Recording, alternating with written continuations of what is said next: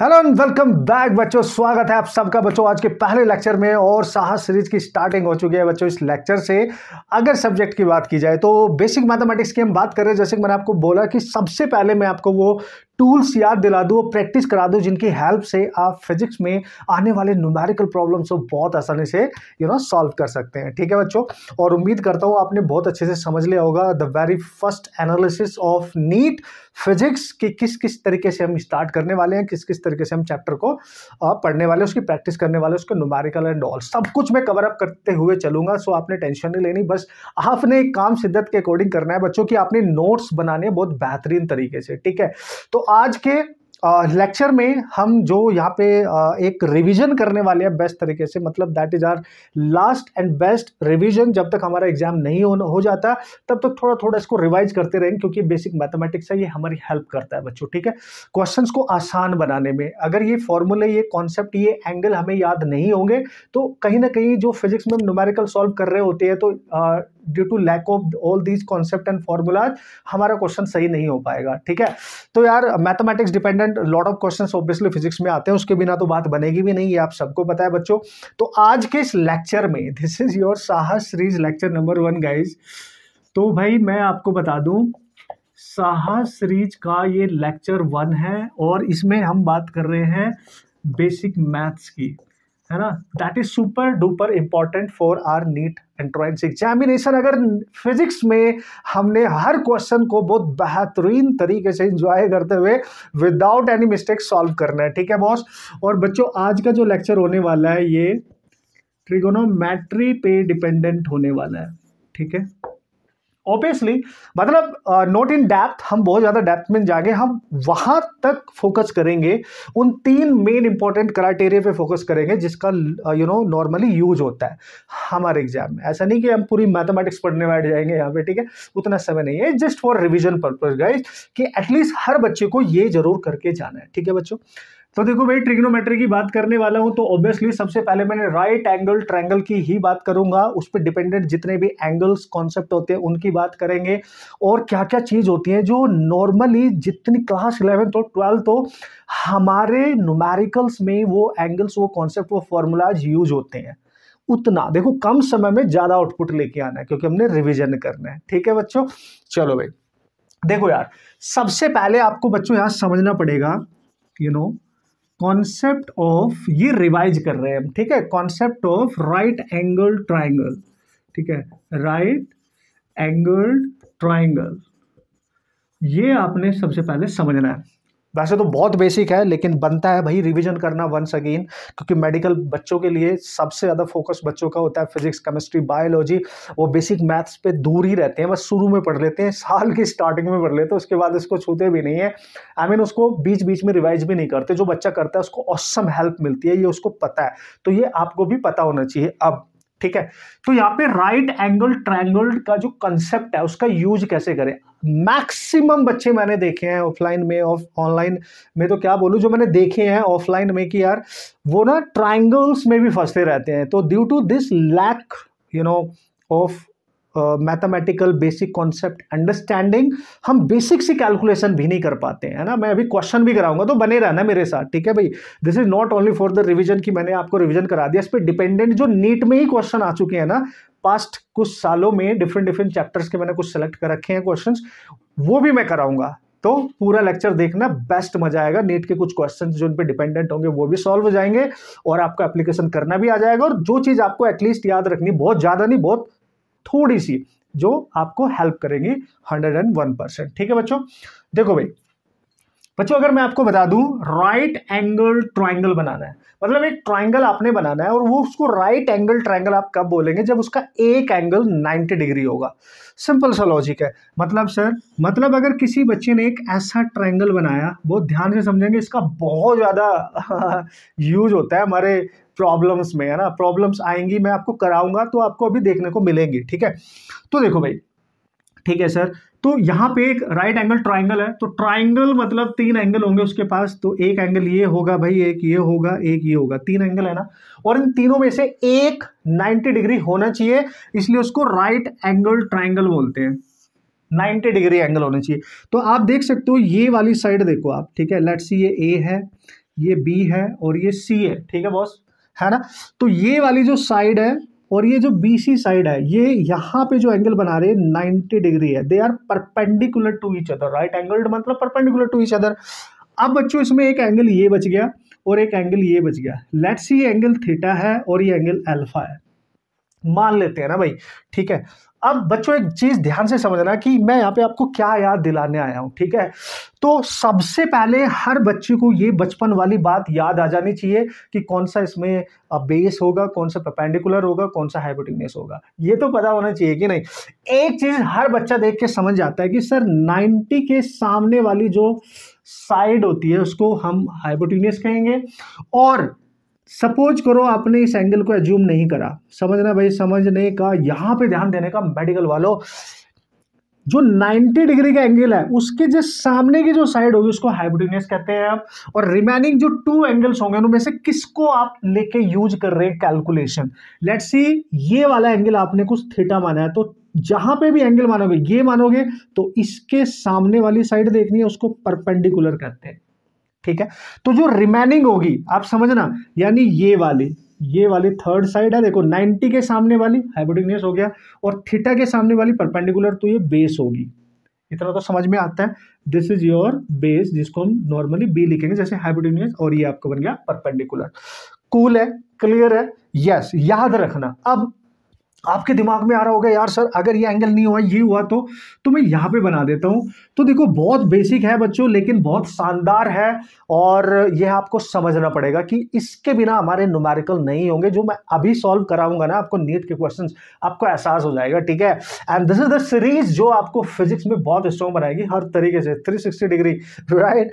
तो देखो ये तो पता है भाई 90 डिग्री है सर, और इसके सामने वाली जो साइड है ऑब्वियसली हाइपोटेन्यूस ही है सर। लेकिन अगर एग्जाम में एंगल ये वाला दे रखा है ट्राइंगल का, सपोज करो ये है इस बार, तो जो भी एंगल दे रखा होगा, चलो इसको मैं अल्फा मान लेता हूं, नाम अलग कर देते हैं ना, अल्फा एंगल है।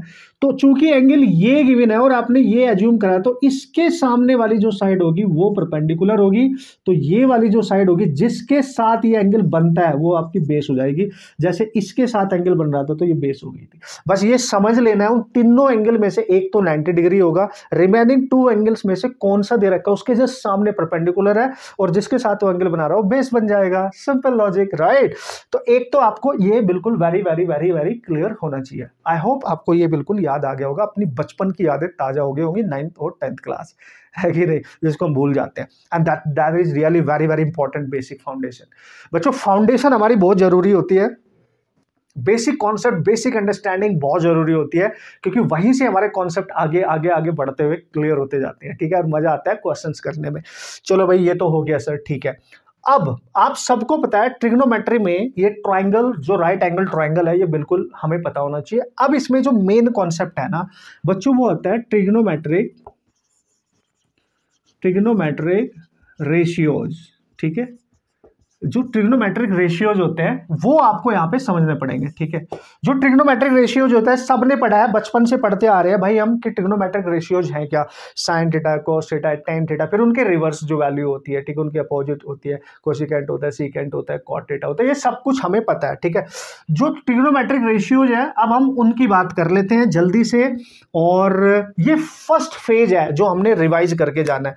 और ये मत सोचना सर ये तो हमारे को आता है, लेकिन सबसे बड़ी बात क्या है बच्चों, सबको नहीं आता है, सब बच्चे भूल जाते हैं नॉर्मली, और सबसे ज्यादा फंसते हैं एंगल्स में, sine 30, sine 120, cos 180, cos 120, 60, confuse होते रहते हैं। तो किस तरीके से बेहतरीन तरीके से याद रखनी है चीजें वो बताऊंगा, लिस्ट कैसे बनानी है वो बताऊंगा, टेबल बिल्कुल नहीं बनाएंगे, वो बचपन वाला खेल बिल्कुल नहीं खेलेंगे, बहुत बेस्ट स्मार्ट तरीके से कॉम्पिटिटिव तरीके से समझने की कोशिश करेंगे, है ना। तो 98% जो चीज आपके एग्जाम में आती है मैं उसी पे डायरेक्ट फोकस करूंगा, ठीक है बॉस, आगे बढ़े। ओके बच्चों, तो जल्दी से ट्रिग्नोमेट्रिक रेशियोज की सारी कहानी आपको सुना देता हूं अपनी जुबानी, जिससे यूज करके आप अपने क्वेश्चंस को करेंगे बेहतरीन तरीके से।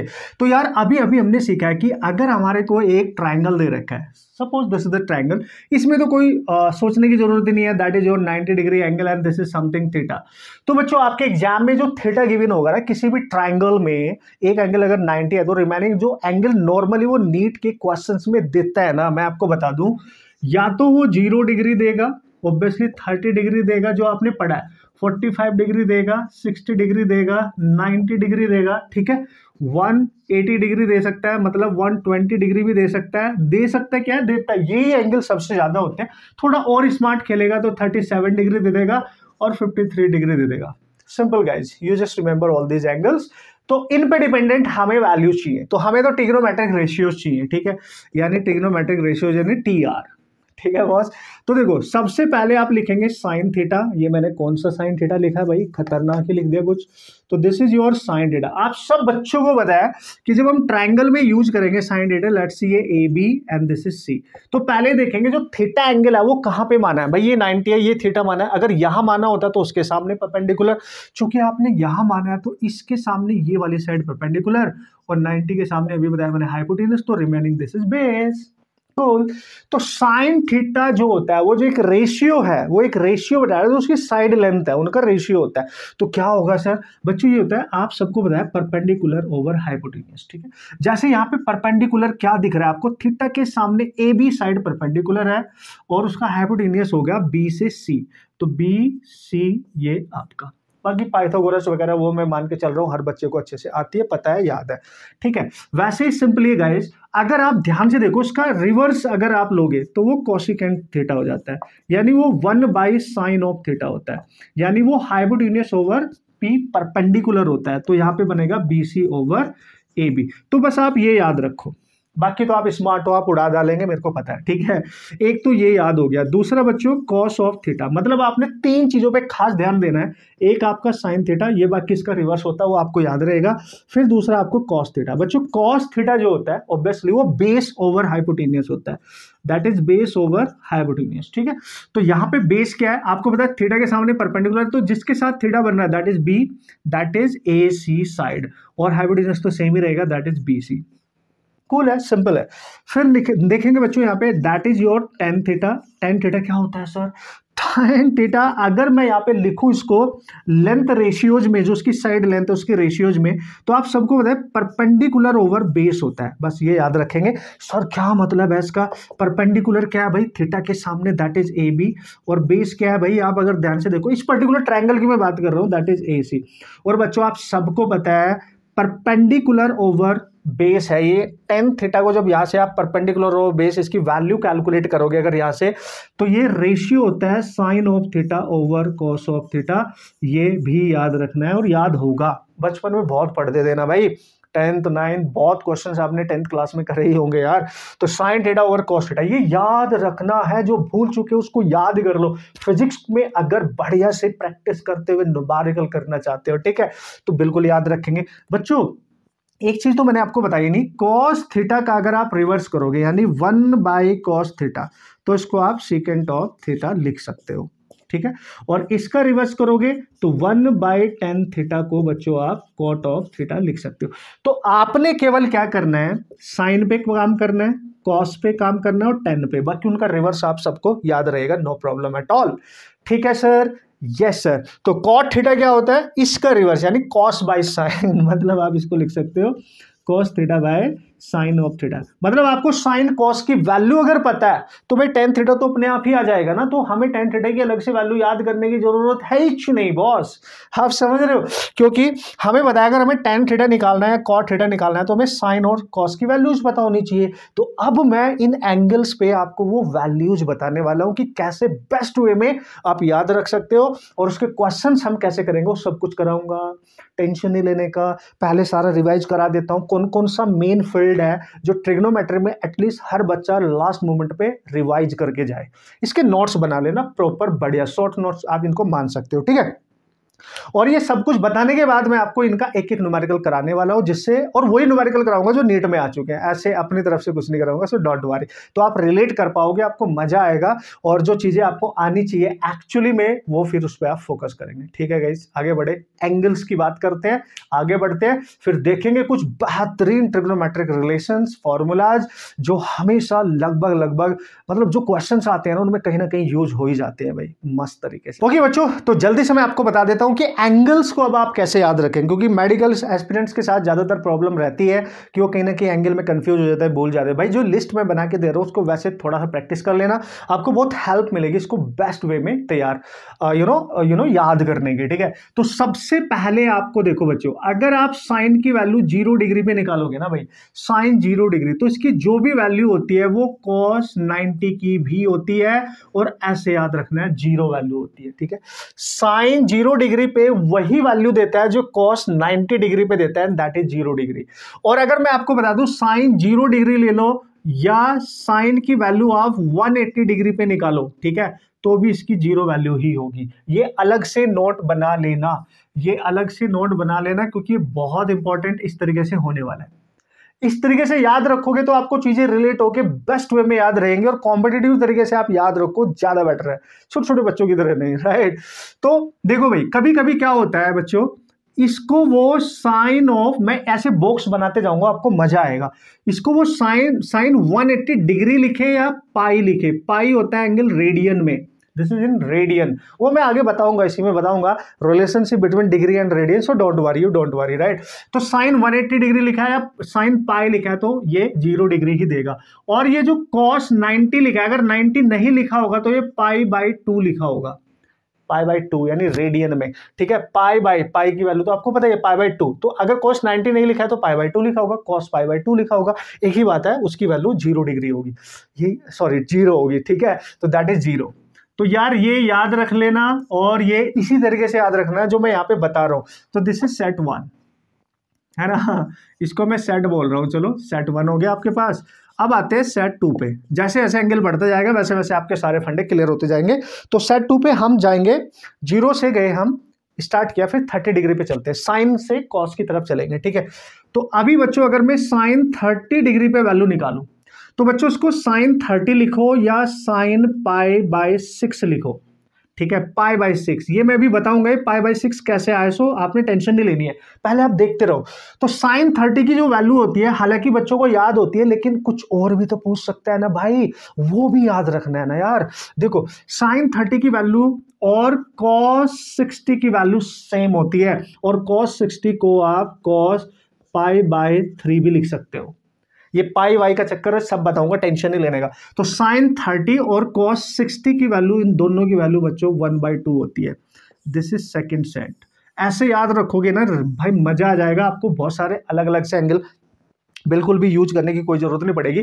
हालांकि एक एंगल और होगा, लेकिन वो चूंकि बहुत मिनिमम यूज होता है हमारे नीट के क्वेश्चंस में, तो हम उसको क्यों याद करें, क्यों यूज करें। जो होगा, जो हो रहा है 99.999% यही एंगल आएंगे, ये आप मान के चले। और आपने पूरा डेप्थ में थोड़ी जा रहे हैं, हम रिवाइज कर रहे हैं ना भाई, हमें उस पे काम करना है जो आ सकता है, जो आ रहा है हमारे एग्जाम में, ठीक है। जल्दी से रिवाइज भी हो जाएगा और फिर हम फटाफट क्वेश्चंस भी सॉल्व कर लेंगे, ठीक है।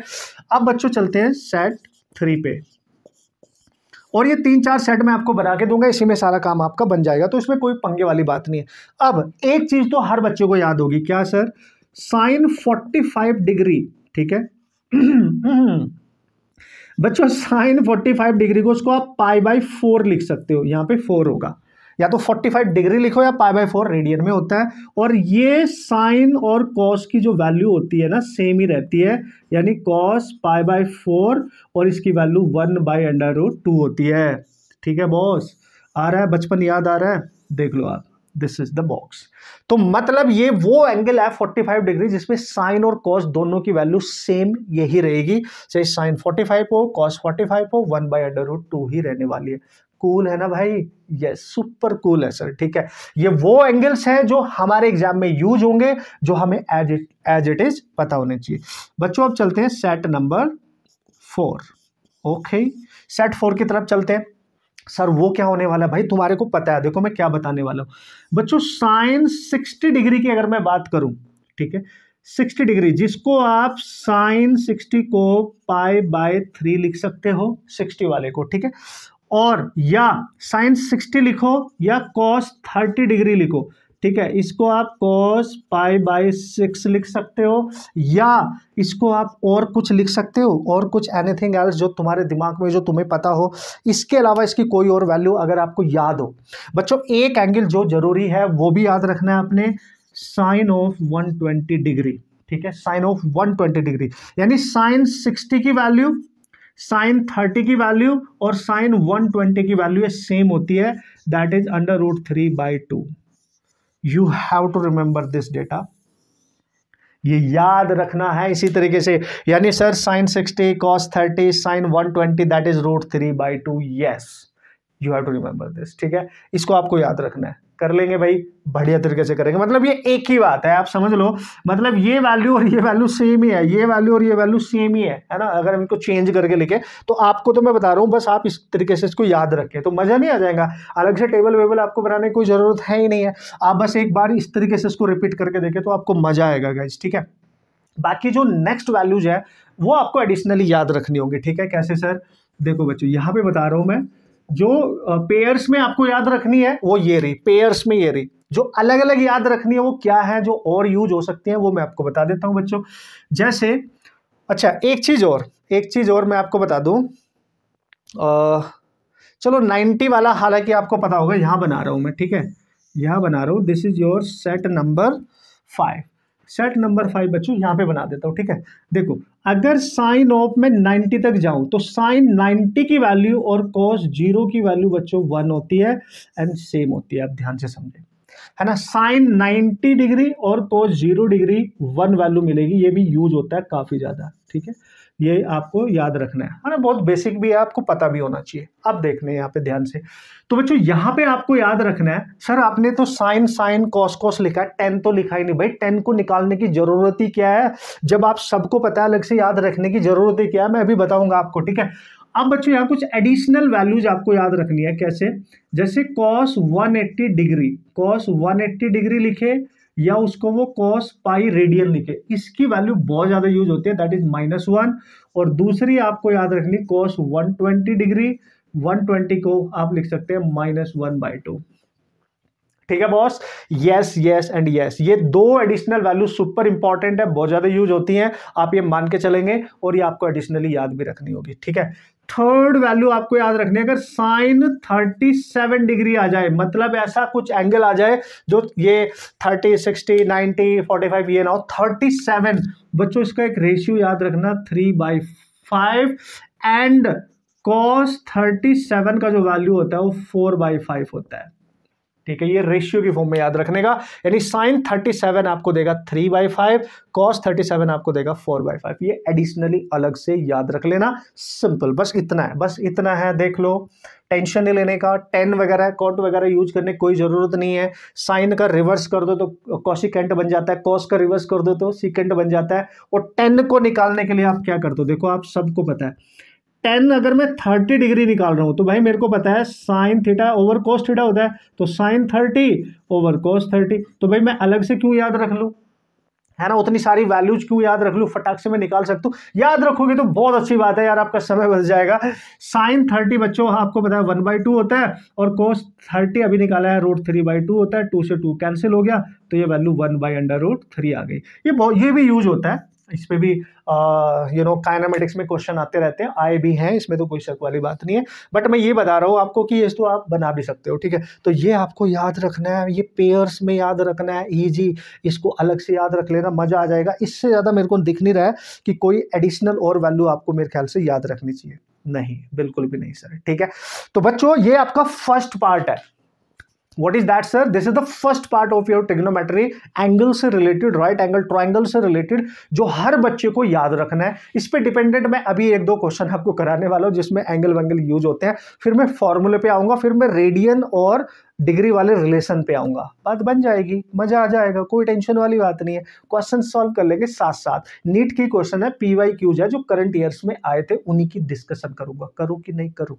अच्छा नोट्स बना रहे हो आप, देख लो आप ध्यान से, इसी ये पाई वाई मैंने कैसे लिखा है सब बताऊंगा। मेरे को पता है मैक्सिमम नीट के बच्चे इसमें कहीं ना कहीं फंसते हैं, एंगल हालांकि याद रहता है बहुत बच्चों को, लेकिन फिर भी वो कहीं ना कहीं कंफ्यूज हो जाते हैं। इसलिए बच्चों ये पेयरिंग में याद रखना, जो एडिशनल याद रखना बस ये वाला है, ठीक है बॉस, चलते हैं आगे धुआंधार तरीके से। पहले कुछ क्वेश्चन सॉल्व कर लेते हैं इन पे डिपेंडेंट। एक्चुअली में आपको फील तो आना चाहिए कि सर हाँ मतलब ये एंगल ऐसे ऐसे क्वेश्चन आए हमारे एग्जाम में, करंटली आए। यस, ये मैं आपको एहसास दिलाऊंगा। Done done done. ओके बच्चों, तो here we go and this is the very first question. Question बहुत सारे हैं लेकिन मैंने कुछ सेलेक्ट किए हैं जिनके जरिए मैं आपको बता सकता हूँ, ठीक है, कि भाई ऐसे ऐसे क्वेश्चन यूज होंगे, यहाँ पे बच्चों से गलती हो सकती है और इस तरीके से क्वेश्चन आएंगे तो आप आराम से क्वेश्चन को हैंडल कर सकते हो, सॉल्व कर सकते हो। ठीक है बॉस, तो चलो सबसे पहला क्वेश्चन उसने बोला है जो मैंने प्रोजेक्टाइल से लिया है। एक और क्वेश्चन मैं यहाँ पे लूंगा जो मोशन इन अ प्लेन या 1D 2D जो भी होगा उससे मैं ले लूंगा। यहाँ पे प्रोजेक्टाइल 2D की बात करूँ। उसने बोला अभी करंटली आया था 2022 में आया था नीट में, राइट। बाकी जो भी आएगा कुछ पुराने कुछ नए वो सब आपको मिलते रहेंगे। So ball is projected with a velocity 10 metre पर सेकंड। ठीक है, एक बॉल को प्रोजेक्ट किया जा रहा है, okay, at an angle of 60 degree with the vertical direction. ध्यान से समझना, जब हम प्रोजेक्टाइल मोशन पढ़ते थे तो भाई याद करो क्या होता था। हम 2D की बात कर रहे हैं तो this is your X axis बच्चों and this is your Y axis. तो जो नॉर्मली हम एंगल लेते थे वो हॉरिजॉन्टल एंगल लेते थे, हॉरिजॉन्टल के साथ इतना एंगल बनाते हुए हमने उसको फेंक दिया। लेकिन यहाँ क्वेश्चन में स्पेसिफिक तौर पे बोला है, तो जो बोला है वही करने का बॉस, कि यहां से एक बॉल को जिसका मास लेट सी एम है प्रोजेक्ट किया जाता है ना, किसी वेलोसिटी के साथ that is 10 metre per second. ये जो फेंक दिया जाता है लेकिन making an angle with the vertical axis that is 60 degree, यानी यहाँ पे जो थीटा की वैल्यू है वो 60 डिग्री है। अब एक चीज बताओ, मान ली किसी मेडिकल के बच्चों को भाई क्वेश्चन सॉल्व करने आते हैं, फॉर्मूले सब पता है, लेकिन वो एंड टाइम पे न्यूमेरिकल जब सॉल्व कर रहा था तो वो साइन कोस टेन इनकी वैल्यू भूल गया, तो भाई पूरा कॉन्सेप्ट बेकार हो जाएगा जब आपका क्वेश्चन ही सॉल्व नहीं होगा ड्यू टू एंगल, राइट। तो देखो अब आपसे पूछा गया ये देख लेते हैं। Find its speed at the highest point of its trajectory. आपको पता है इसके ट्राजेक्ट्री मोशन में इसकी जो हाईएस्ट पॉइंट पे जो स्पीड होगी बच्चों वो आपसे पूछी गई है। तो जब इसको ऐसे फेंकेंगे तो कहीं ना कहीं यहाँ पे जाके गिरेगा, तो ये मैक्सिमम पॉसिबल हाइट यहाँ है इसकी ये वाली। तो बताओ यहाँ पे स्पीड कितनी होगी, यानी इसके हाईएस्ट पॉइंट पे स्पीड पूछ रहा है। और अगर आपको थोड़ा सा भी पता है हाईएस्ट पॉइंट पे स्पीड क्या होती है भाई लोग, हाईएस्ट पॉइंट पे अगर आपको याद आ रहा है फॉर्मूला, हाईएस्ट पॉइंट पे जो प्रोजेक्टाइल होता था उसकी जो स्पीड होती थी वो इसकी वेलोसिटी, जो इसकी इनिशियल वेलोसिटी है, अगर वो हॉरिजॉन्टल के साथ एंगल बना रही है थीटा, तो उसका कॉस कंपोनेंट जो होता है एक्स डायरेक्शन में कभी चेंज नहीं होता, यानी यू कॉस थीटा सेम रहता है, यानी you cos theta. You is the initial projection velocity, जो इनिशियली जिसके साथ प्रोजेक्ट किया जा रहा है। Theta is the angle with horizontal, ठीक है, ये हॉरिजॉन्टल के साथ एंगल है बच्चों, नॉट वर्टिकल। ये मैक्सिमम बच्चों ने जब नीट में ये क्वेश्चन आया था काफी बच्चों ने गलत किया था, क्योंकि उन्होंने जल्दी जल्दी में उड़ा दिया कि बहुत इजी तो है, उड़ा देते हैं। उन्होंने देखा ही नहीं एंगल वर्टिकल के साथ दे रखा है भाई लोग। तो अगर एक बच्चा इसको सॉल्व करके आएगा डायरेक्ट u cos 60 ले लेगा और यहाँ पे 10 ले लेगा और 1/2 ले लेगा और 5 मीटर पर सेकेंड उसकी स्पीड आ जाएगी जो ऑप्शन में है। अगर आप ऑप्शन देखें तो आधे बच्चे तो बहुत जल्दी से, ये इसको बोलते हैं सिली मिस्टेक होना, है ना। तो क्वेश्चन को जल्दी जल्दी पढ़ लिया, सॉल्व भी कर दिया, सब पता भी है, लेकिन जिस बच्चे को cos 60 की वैल्यू ही नहीं पता होगी उससे आगे सॉल्व भी नहीं कर पाएगा। So you have to remember what is the value of cos 60, that is 1/2। लेकिन अभी ये गलत है, क्यों? क्योंकि एंगल हमारे को वर्टिकल एक्सिस के साथ दे रखा है 60 डिग्री, नॉट दिस एंगल, है ना। ये थीटा जो है ये 60 डिग्री ये वर्टिकल एक्सिस के साथ है, तो ये कितना एंगल होगा भाई, या तो ये देखो, ठीक है, तो ये कितना एंगल होगा ये वाला, या इसका जो कंपोनेंट आप निकालोगे इसके साथ, आपको बताइए इसके साथ एंगल बना रहा है तो इसके साथ कॉस ना के साइन कंपोनेंट आएगा। या ऐसा कर लो कि सर ये एंगल होगा, ये टोटल एंगल देखो वाई एक्सिस एक्स एक्सिस में 90 होता है और ये एंगल 60 है, तो 60 तो आपको लेना पड़ेगा यहाँ पे 30 डिग्री, आपकी मर्जी है। तो यहाँ पे करेक्ट आंसर होना चाहिए आपका, है ना, हाईएस्ट पॉइंट पे वेलोसिटी u cos 30। तो u की वैल्यू बच्चों 10 है और cos 30 की वैल्यू जिस बच्चे को याद नहीं होगी उससे तो अब नहीं होने वाला।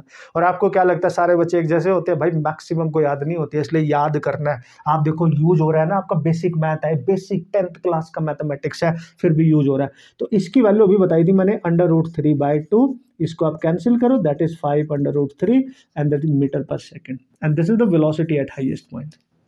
प्रोजेक्टाइल का कॉन्सेप्ट एंगल चेक कर लेने का, हॉरिजॉन्टल के साथ एंगल लेने का, ठीक है, और बाकी cos 30 यूज हो रहा है ना।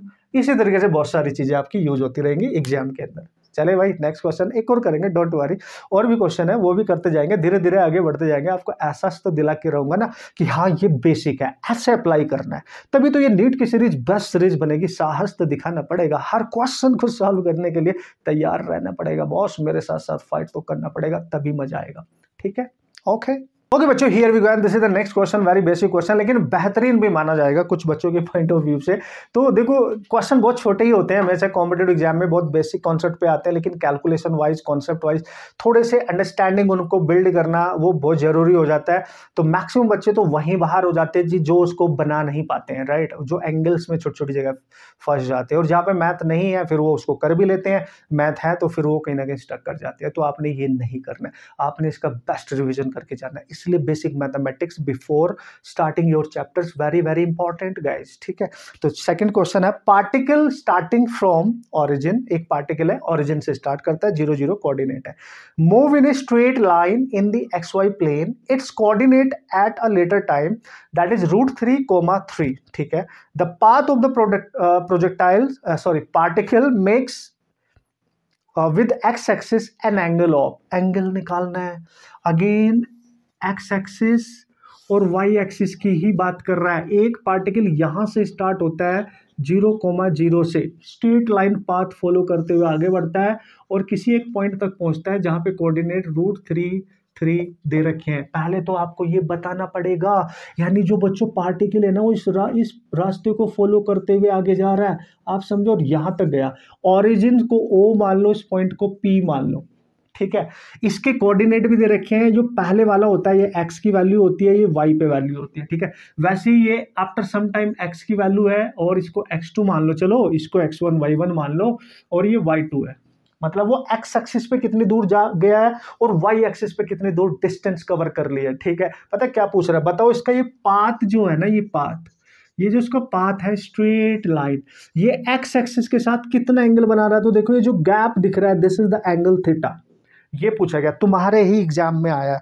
सो after this time there is a coordinate at this path, so what is the angle, angle बताना कितना एंगल बना रहा है। तो भाई जब भी ऐसा क्वेश्चन आए कि उसका इनिशियल पॉइंट की भी वैल्यू पता हो और उसके फाइनल पॉइंट की भी वैल्यू पता हो और आपको एंगल निकालना पड़े, तो हमेशा tan थीटा यूज करेंगे, हमेशा स्लोप निकालेंगे tan थीटा, और उसको निकालने के लिए इस फाइनल पॉइंट से इस एक्स एक्सिस पे एक परपेंडिकुलर लाइन ड्रॉप कर दो, देखो देखो, तो ये बन गया 90 डिग्री का एंगल। तो अगर आपको याद आ रहा होगा ये ट्राइंगल बन गया, देखो ये पूरा एक ट्रायंगल नहीं बन गया, राइट एंगल ट्रायंगल, अभी तो बताई थी मैंने प्रॉपर्टी, समझ गए भाई लोग। और थीटा ये एंगल अगर माना है तो इसके सामने ये परपेंडिकुलर हो गया, 90 के सामने ये हाइपोटेनियस हो गया, तो ये क्या हो गया, यहां से यहां तक, दैट इज योर बेस।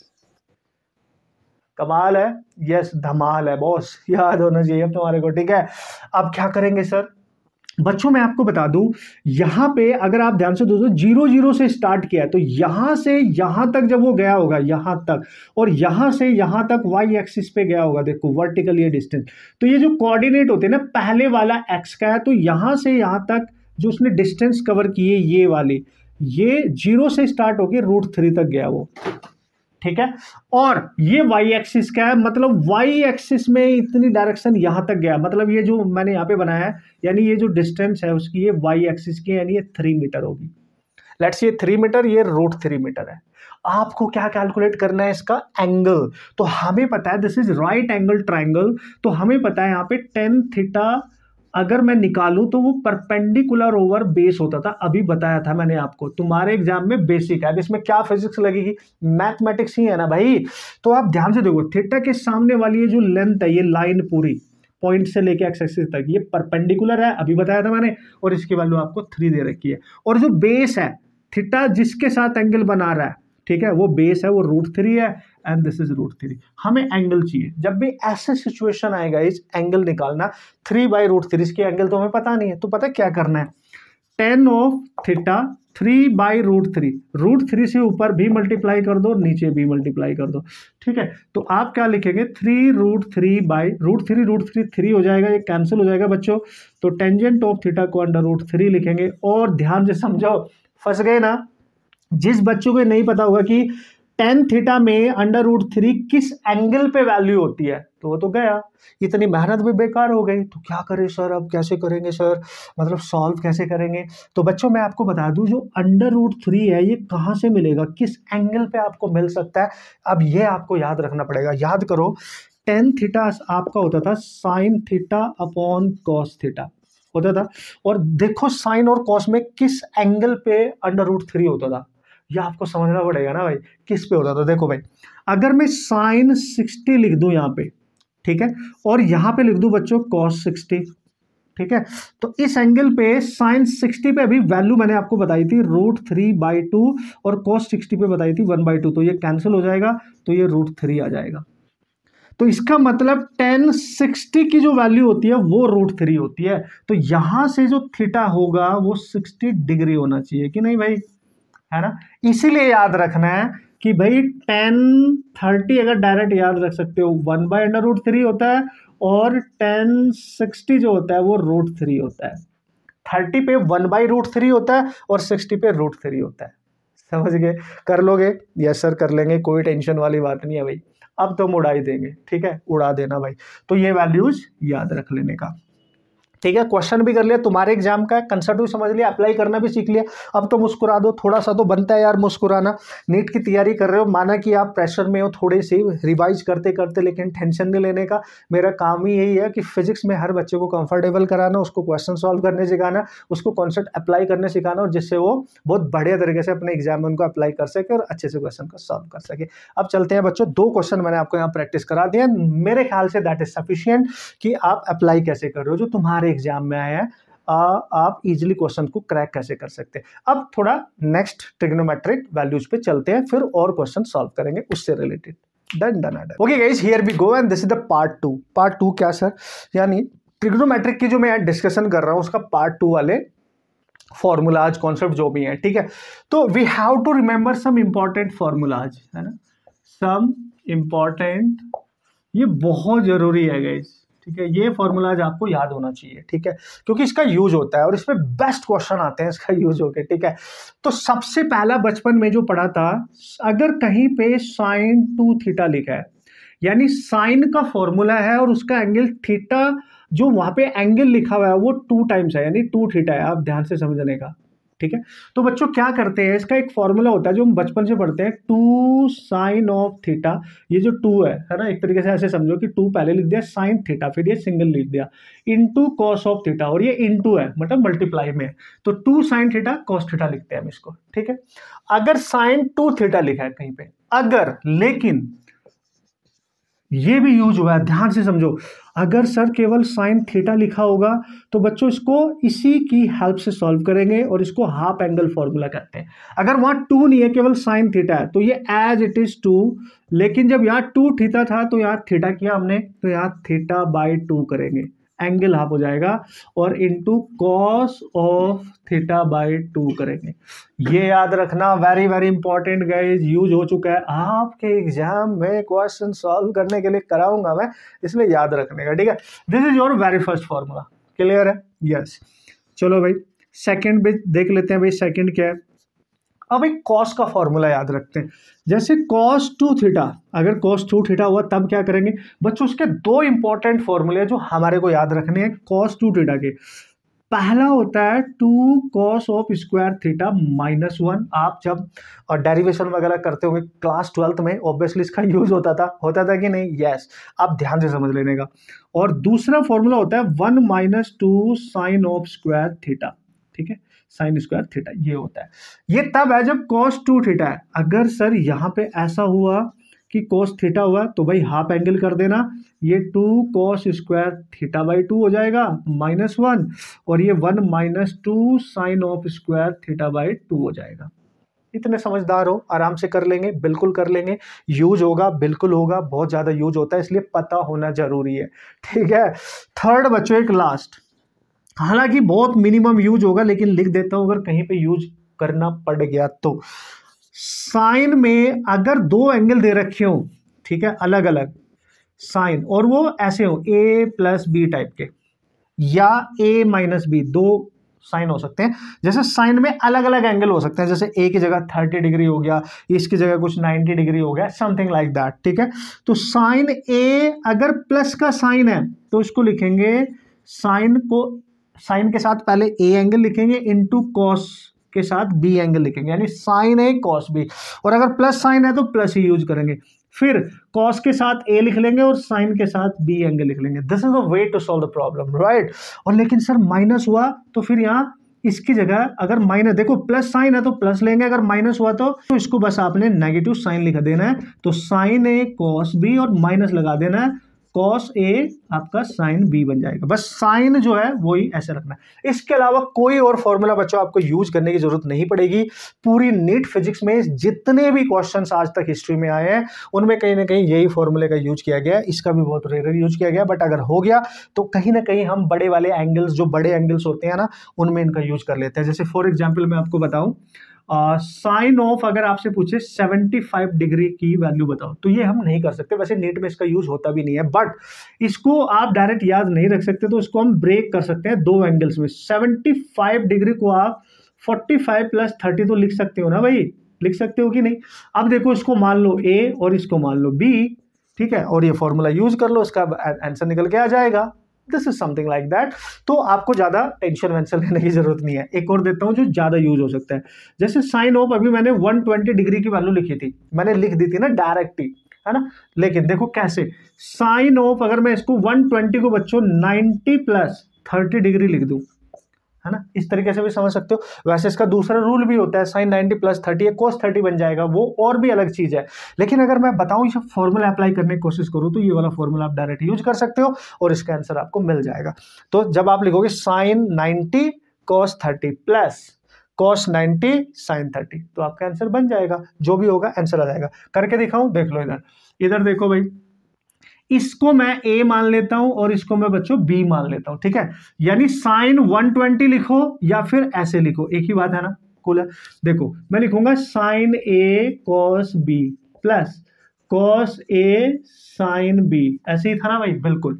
देखो बच्चों साइन A कितना है 90, cos B कितना है that is 30, plus cos A कितना है 90 इंटू साइन B कितना है 30। देखो भाई साइन 90 की वैल्यू अभी बताई थी मैंने, दैट इज 1। cos 30 की भी वैल्यू बताई थी मैंने, that is √3/2, plus cos 90 zero था और sin 30 अब कुछ भी होता रहे ये पूरा जीरो हो गया, तो यहाँ केवल ये बचा, यानी √3/2। और याद करो, पीछे नोट चेक करो, मैंने साइन 120 की वैल्यू आपको बताई थी √3/2, जो cos 30 के इक्वल होती है या फिर साइन 60 के इक्वल होती है, ठीक है बॉस। यस, तो this is the way you have to remember all this formula. मजा आएगा, टेंशन नहीं लेने का, ठीक है बच्चों। अब एक लास्ट रिलेशन जल्दी से आपको बता देता हूं, फिर कुछ के रिलेटेड क्वेश्चन करा देता हूं। और ट्रिग्नोमेट्री का इतना सा रिलेशन बस याद करना, इतना सा रिवीजन कर लेना, and that is the basic mathematics regarding to trigonometry, जो आपको हेल्प करेगी आपके एग्जाम में और आपको गलती करने से बचा देगी, ठीक है। इतना तो मेहरबानी आप कर ही सकते हो, कर लोगे ना भाई। स्टार्ट करते हैं फिर मिशन, है ना। ओके बच्चों, so finally this is the last relation and you have to remember it, क्योंकि ये न्यूमेरिकल में यूज होता ही होता है, बहुत ज़्यादा आपको इसकी हेल्प लेनी पड़ती है। कुछ क्वेश्चंस ऐसे आते रहते हैं हमारे एग्जाम में, सो दैट्स व्हाई हमें पता होना चाहिए। What is that sir? तो बच्चों मैं यहाँ पे आपको बता दूं, that is relation, right, relation between degree, ठीक है, जो डिग्री में एंगल्स होते हैं, एंड रेडियन, ठीक है, कूल है, ठीक है सर, बढ़िया है सर। देखो तो देखो बच्चों, इसमें क्या हुआ था बेसिकली, अगर मैं एक, ऐसे समझो आप, अगर मैं यहां पे एक आर्क फॉर्म करूं, ठीक है, इस तरीके से, लेट्स सी मैंने फॉर्म किया आर्क, तो ये वाली जो लेंथ है और ये वाली जो लेंथ है, ये वाली और ये वाली, ठीक है, ये दोनों मिलके इस पॉइंट पे एक एंगल बना रहे हैं, लेट्स सी थीटा, और यहां से A से B तक ये एक आर्क लेंथ है, ठीक है, this is your arc length. तो बचपन में आप सबने पढ़ा था कि जो एंगल होता है, angle that is the angle is equal to होता है आर्क ओवर रेडियस, ठीक है। तो ये क्या हुआ ये एक्चुअली में, ठीक है, आर्क ओवर रेडियस ये है क्या, तो हमने क्या लिखा इसको, ये भी एक तरीके की लेंथ है, ये भी एक तरीके की, तो थीटा इज इक्वल टू हो गया that is arc over radius, ठीक है, ये हो गया। तो ये भी लेंथ, ये लेंथ है, मतलब इसकी कोई यूनिट नहीं होती, लेकिन हम इसको रेडियन में मेजरमेंट कर लेते हैं। तो रेडियन, इसका जो मेजरमेंट यूनिट है वो रेडियन माना गया, ये आप मान के चले, ठीक है, no dimension no unit, NEET में आया भी था, याद होगा आपको, ठीक है।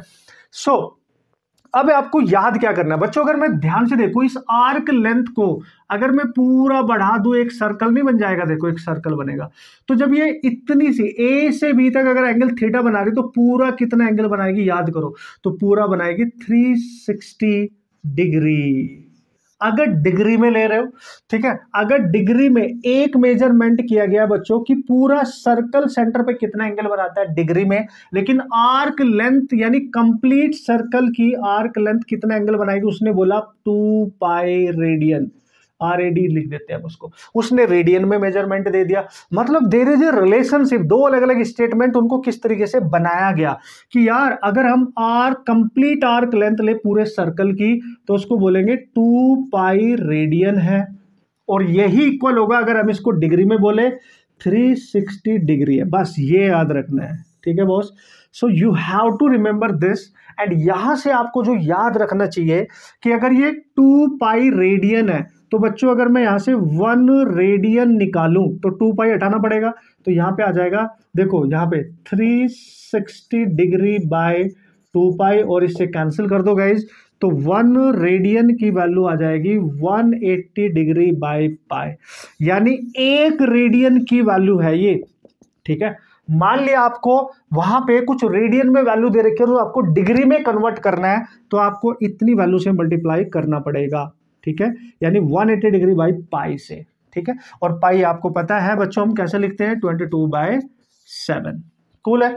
सो इसका रिवर्स भी देख सकते हो आप, ध्यान से देखेंगे यहीं से एक चीज तो मैंने ये बना दी, इसको ऐसे भी लिख सकते हो कि sir 2 pi radian equal to 360 degree है, मैं इसको यहीं पे कैंसिल कर दूं तो 180 बनेगा, यानी pi radian equal to 180 degree बनेगा, है ना। मतलब मैं लिख सकता हूं 180 degree equal to pi radian. अगर आपको डिग्री को रेडियन में कन्वर्ट करना है भाई, तो यहां से 180 डिग्री को हटा के 1 डिग्री लिख दो और 180 इसके नीचे चला जाएगा। तो अगर मैं यहां 1 डिग्री लिखूं तो यहां मैं लिखूंगा पाई बाई 180 इसके नीचे ले आओ, ठीक है, इतना रेडियन। तो बच्चों अगर ये सेकंड वाला रिलेशन जो आपने यूज करना है, इसके एग्जांपल करके दिखाऊंगा, सो डोंट वरी। अगर आप किसी डिग्री वाली एंगल को रेडियन में बदलना चाहते हो तो उसका आंसर पाई के टर्म्स में आएगा, ये आपको समझना है, और आपको पाई बाई 180 से मल्टीप्लाई करना है। तो दिस इज इंपॉर्टेंट, इसका बहुत यूज होता है।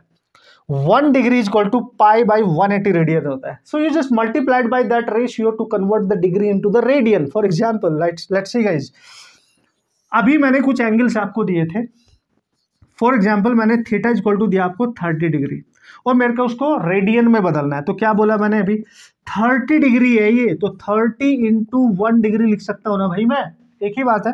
तो मैं क्या करूंगा 30 इंटू, क्योंकि 30 इंटू 1 तो 30 रहेगा, 1 डिग्री की वैल्यू कितनी है ये रही, यानी पाई बाय 180, और इसको कैंसिल कर दो तो कितना आ रहा है देखो 0 0 3 से जब कैंसिल करोगे 18 को 6 आएगा, तो पाई बाई 6 आंसर आ गया, यानी इतना रेडियन।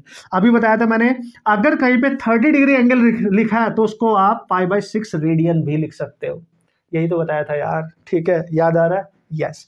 देखो फॉर एग्जाम्पल अगर मैंने थीटा ले लिया बच्चों 90 डिग्री, तो मुझे रेडियन में बदलना है, तो 90 इंटू 1 डिग्री, और इसकी वैल्यू मेरे को पता है भाई, अभी अभी सर ने बताई है, क्या बताई है धुरंधर खिलाड़ियों, पाई बाई 180। तो पाई बाई 180, तो ये क्या बनेगा, पूरा पूरा कैंसिल 2 टाइम्स, यानी पाई बाई 2 लिख सकते हो रेडियन में। That's why you have to remember all the angles. So whenever any angle given in the degree and you have to convert into the radian, then use this value, just multiply it by this and you will get the answer in terms of pi. Cool है, याद रख लेने का, ठीक है। तो ये काफी जरूरी है बच्चों के लिए, that's why मैंने बता दिया है। लिटिल बिट कंफ्यूजन बच्चों को होता रहता है। अब मैं कुछ क्वेश्चंस करा देता हूं बच्चों, इन पे डिपेंडेंट जो क्वेश्चंस हमारे एग्जाम में आते हैं, आते थे, आते रहेंगे, तो उसके थ्रू आपको एप्लीकेशन करना भी आ जाएगा और आपको एहसास भी हो जाएगा, हाँ सर मेरे एग्जाम में ऐसे क्वेश्चंस आए हैं, ठीक है। चले आगे, यस ओके बच्चों, तो कुछ और क्वेश्चंस मैं आपको करा देता हूं यार, जो इन सारे कॉन्सेप्ट को कंक्लूड करेंगे एक तरीके से, ठीक है, और आपको एहसास हो जाएगा कि हाँ भाई मेरे एग्जाम में इनकी बहुत ज़्यादा इंपॉर्टेंस है। बहुत ज़्यादा बच्चे गलती करते हैं कि वो इनका रिविजन इनको करके नहीं जाते हैं, दैट्स वाई क्वेश्चन सॉल्व करने में फंसते रहते हैं, and this is the biggest reason कि हर बच्चों को फिजिक्स, मैक्सिमम बच्चों को, नोट हर को, मैक्सिमम बच्चों को यार डिफिकल्ट लगती है और डरते ही रहते हैं लास्ट तक, ठीक है। तो ये सारी चीज़ें हैं जिन पे आपको फोकस करना पड़ेगा। तो एक क्वेश्चन कर लेते हैं, कॉन्सेप्ट भी आपको क्लियर होगा। और ये तो आपने मेरे को बताना है, क्योंकि मैं जो कराने वाला हूँ वो डिफरेंट है, वो मैं ट्रिग्नोमेट्रिक जो मैंने अभी फॉर्मूले सिखाए हैं उन पे कराऊंगा, ये आपने करके देना। मैं क्वेश्चन देता हूँ आपको, अब आपके एग्जाम में आ भी चुका है, देख लो आप, ठीक है। वेरी वेरी अच्छा क्वेश्चन है, अच्छा फॉर्मूला, ये फिर से रिपीट हो सकता है इस टाइप का क्वेश्चन। उसने बोला एक शॉर्ट डाइपोल, इलेक्ट्रिक डाइपोल है, has a dipole moment of 16 × 10⁻⁹ coulomb metre. यानी इस क्वेश्चन में डाइपोल मोमेंट दे रखा है electric 16 × 10⁻⁹ coulomb metre. Dipole moment की वैल्यू ऑलरेडी दे दी, अच्छी बात है। Electric potential due to dipole at a point at a distance of 0.6 metre from the centre of the dipole. बच्चों एक डाइपोल है आपके पास, आप देख लो, डाइपोल याद करो, -q चार्ज होता था, +q चार्ज होता अगर याद हो आपको, और ये इसका सेंटर पॉइंट होता था, ठीक है। कूल है सर, कूल है।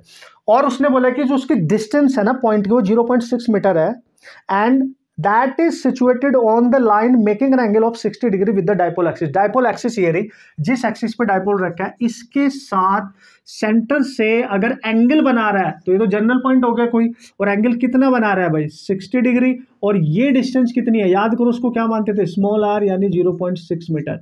यानी जब जनरल पॉइंट होता है कहीं पे मेकिंग सम एंगल, डाइपोल की वजह से इलेक्ट्रिक पोटेंशियल पूछे इस पॉइंट पे, what is the electric potential at this point, तो ये फॉर्मूला बस बच्चे को याद होना चाहिए पहला। अगर फिजिक्स के कॉन्सेप्ट की बात करूं तो फॉर्मूला ही है kp cos θ/r²। This is the formula you have to remember to solve this problem. लेकिन पॉइंट इज दैट कि cos θ आ रहा है ना ट्रिग्नोमेट्रिक रिलेशन, बस ये तो तुम्हारा काम है, तुम कर सकते हो, मेरा काम तो ये बताना k की वैल्यू कितनी होती है 9 × 10⁹ p is the dipole moment, वो दे रखा है 16 × 10⁻⁹ कॉस कितना लेना है 60 लेना है सर, और r कितना है 0.6 का होल स्क्वायर है। भाई सॉल्व कर लेना, cos 60 1/2 होता है, ये बच्चों को पता चल चुका है, पूरा सॉल्व कर लेना, and this is your concept.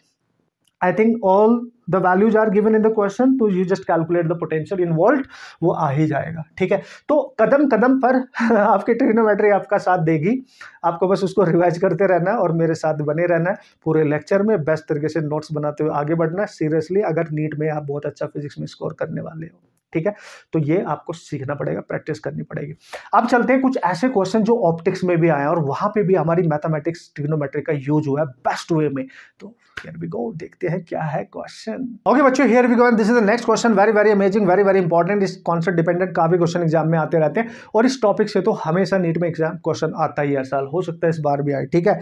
चलो भाई, क्वेश्चन है भाई, the angle of prism is A and one of its refracting surface is silvered. ठीक है ठीक है ठीक है, कुछ ऐसे मान लो, एक प्रिज्म ले लेते हैं, ठीक है, और उसने बोला इसका कोई एक सरफेस को सिल्वर्ड कर दिया गया है, तो दिस इज द सरफेस, ठीक है। ओके, एंगल ऑफ प्रिज्म कितना दिया है इसका, that is a light rays falling at an angle of incidence 2a on the first surface written back through the same path after suffering reflection at the silvered surface। Reflection होगा तो same path को कब follow करेगा, जब 90 degree पे टकराएगा। मतलब मान लेता हूं मैं इस वाले पाथ पे लाइट इंसिडेंट कर रही है, और यहाँ पे पहले नॉर्मल बनाएंगे, यहाँ पे याद करो बच्चों एंगल ऑफ इंसिडेंस होता था, और वो 2 टाइम्स दे रखा है रिफ्रैक्शन एंगल, यानी एंगल ऑफ प्रिज्म का, अगर ये एंगल ऑफ प्रिज्म है, ठीक है, समझ गए। ओके, अब ये लाइट जब अंदर जाएगी तो सिल्वर्ड सरफेस पे जब टकराएगी, अगर ये 90 डिग्री पे टकरा रही है तो वापस अपने पाथ को रिट्रेस करेगी, तभी करेगी जब यहाँ 90 पे टकराएगी। और बच्चों याद करो, अगर मैं आपको याद दिला दूं, आप एक प्रिज्म को ऐसे बनाते थे, यहाँ पे प्रिज्म लाइट, यहाँ पे लाइट बाहर से आके टकराती थी, एंगल ऑफ इंसिडेंस होता था, लाइट अंदर जाती थी, फिर वो यहाँ से बाहर निकलती थी, इसको एंगल ऑफ इमरजेंस कहते थे आप, और इसको R1 कहते थे, इसको R2 कहते थे, ये एंगल ऑफ प्रिज्म ए होता था। कूल है, तो ये सब कुछ यहाँ पे है।